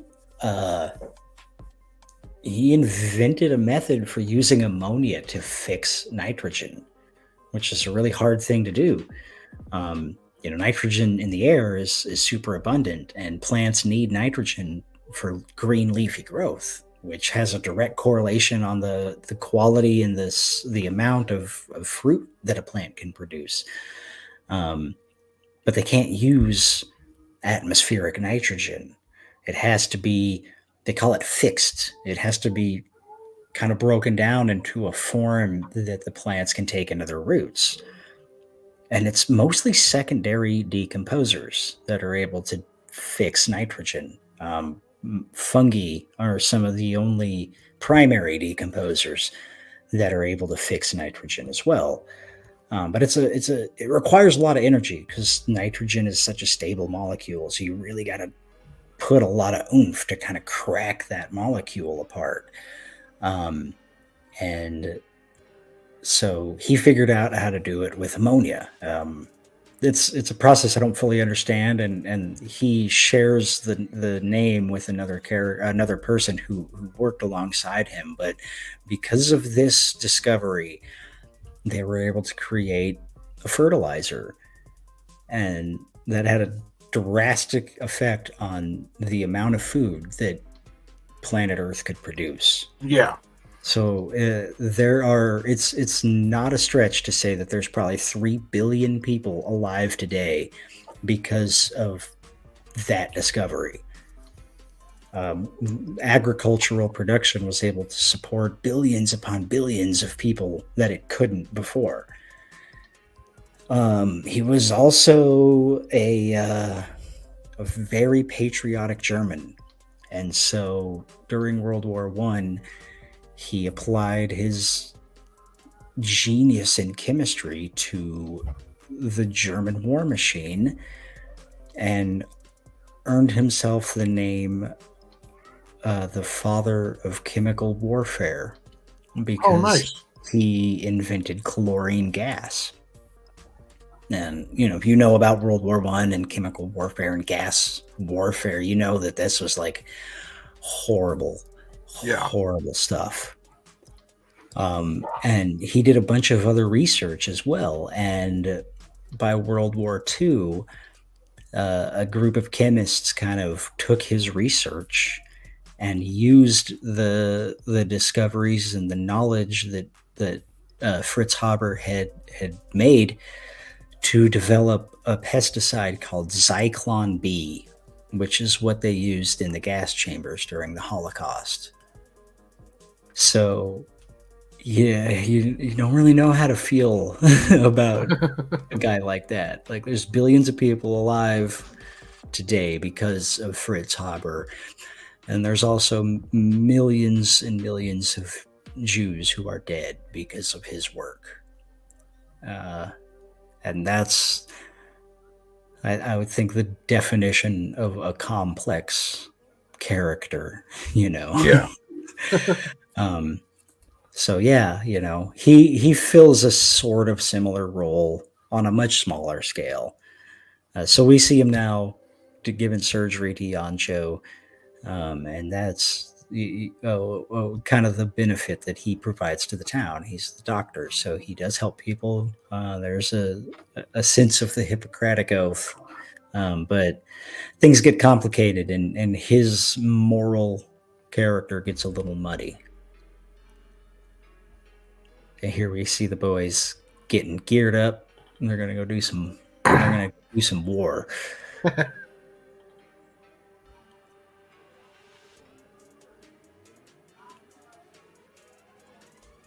Shoot first, ask questions later, kind of guys. Yeah, well, I mean, they did shoot the sheriff, right? Yep. They've kind of set the stage, so these guys are, in their mind at least, they're just responding in kind. Yeah, kind of finish off with a nice big fight. Like I said, it was a TV show, right, at first, and so I was thinking about this pacing in the terms of a TV show, and most episodes got to have at least a little bit of action to keep the. Was this viewer episode engaged. 1, or did you combine episodes? No, this was all episode 1. Okay. Pretty much the first arc is a 1-to-1 translation. And here we meet Dandy. She's Yancho's friend, and she has the sort of Linda Hamilton and Sarah Connor arc from Terminator 1 to Terminator 2. So she don't underestimate her. She'll kick your ass.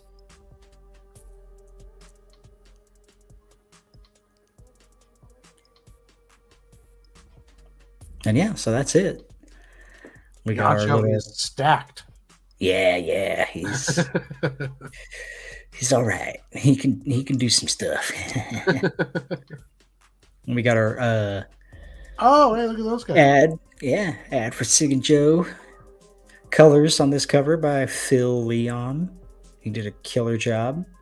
I'm still not sure how I feel about purple Marv, because in my mind he was red or green. Okay, all right. That's that like different people interpret things different ways, right? It's interesting to see. So he talked with me about that, and he's like, I want to try purple instead of going with with green. And I was like, yeah, you know what? Let's see it. And then he did it, and I was like, it looks good to me, even though I'm colorblind. Sure. No, I mean, don't get me wrong, I don't hate the purple at all. Like, no, yeah. Purple is my second favorite color. I'm like, yeah, it's just it's one of those things. It's so funny how when you're looking at something in grayscale, you're gonna go left, and somebody else might go right. Yeah. And it's like nobody's wrong. It's just that's everybody applying their own experiences. Yeah. To it,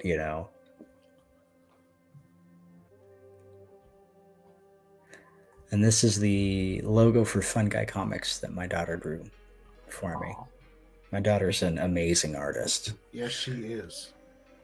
Yeah, she doesn't like doing sequentials and stuff. It's a hobby for her. We when she told me she wanted to be an artist when she was probably 11.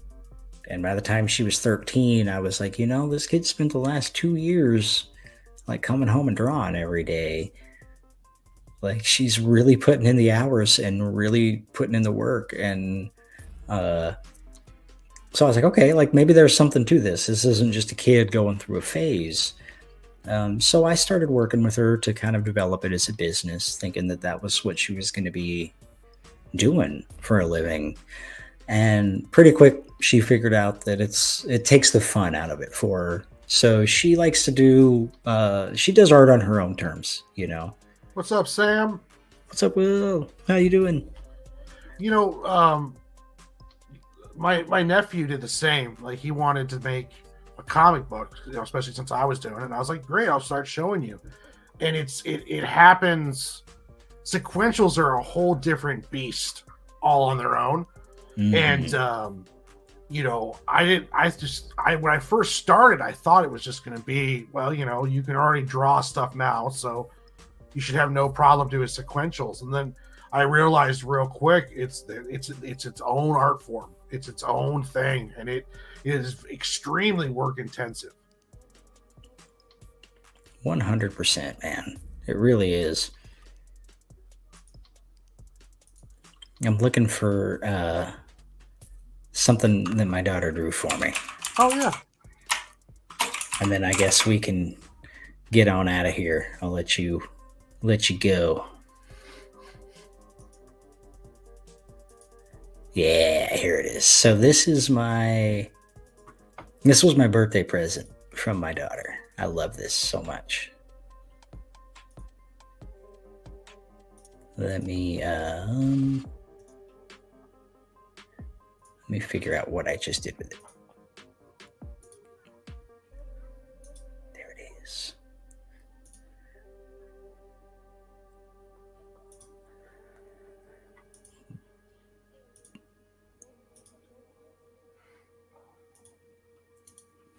Yeah. Oh. Yeah, that's what she drew for me. So she likes to draw furry art, and